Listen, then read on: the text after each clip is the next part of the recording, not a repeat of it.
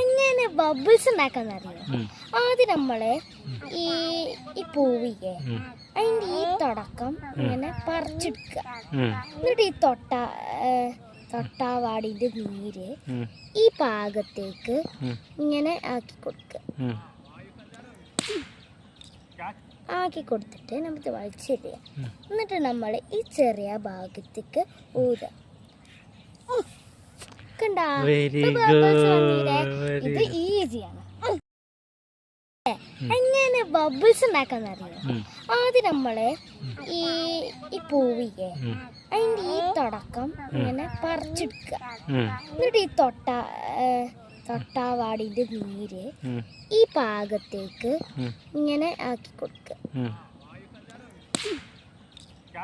ആക്കി കൊടുത്തിട്ട് നമുക്ക് വലിച്ചെറിയാം. എന്നിട്ട് നമ്മൾ ഈ ചെറിയ ഭാഗത്തേക്ക് ഊതുക. കണ്ടാ, ഇത് ഈസിയാണ്.